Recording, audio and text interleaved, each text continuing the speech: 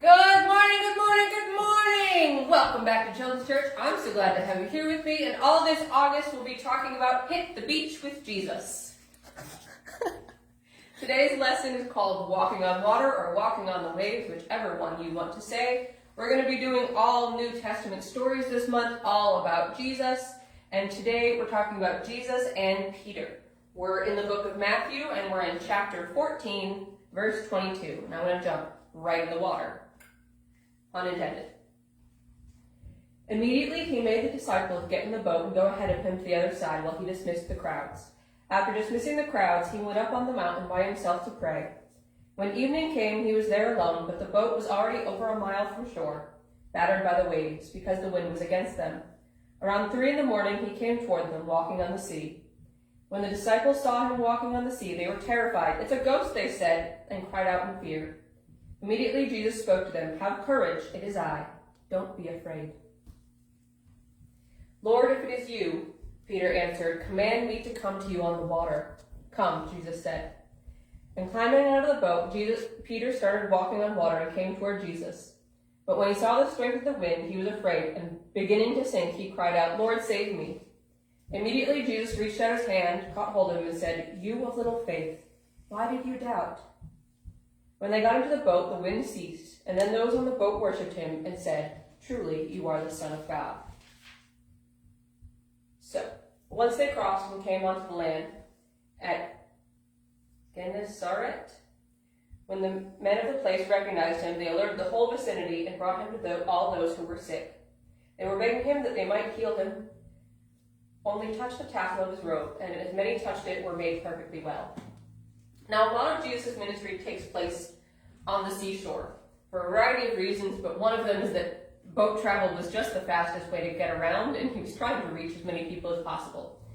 Jesus was usually either walking or on a boat. Now, I like this story because I like Peter. He's such a normal guy for being so there with Jesus. Like, oh, well, if you're Jesus, tell me to walk on water. So he does, and then he realizes what he's doing and panics, like Wile E. Coyote standing over the cliff and looking down and realizing he's running on air, and then he falls. That's basically what Peter did. And Jesus, also being very human, looks at him and is like, "You took the first few steps. Why'd you freak out then? I had you, and I have you now."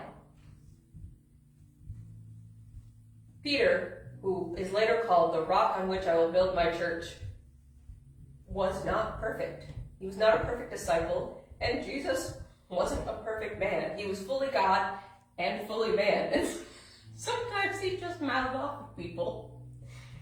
I get him on this one, like, I already had you walking on water. What are you doing? Why are you freaking out? But I can't make fun of Peter about it, because I would do it too. Of course I would. That sounds terrifying. Walking out on water in the storm. But there's a reason we don't call him Doubting Peter, like we call Thomas Doubting Thomas, which I hate. Because it wasn't the fact he doubted and sank that we remember. What we remember is that he had the faith to step out on the water at all. You do not have to do everything perfectly every time. You can start great and then sink. You can start bad and then be pulled up by Jesus. None of us are perfect, but we're all trying our best to follow Jesus, and that's what God asks of us. Because he made us and he knows us. We will never be perfect 100% of the time. What God is asking of us is to do our best. Not someone else's, not Peter's, definitely not Jesus's, our best at all times. Maybe that will fall short and you'll start to sink, but Jesus is always there to pull us back up on the boat. Have a wonderful, wonderful week. That's what I want you guys to think about for this week, and I'll see you back next week.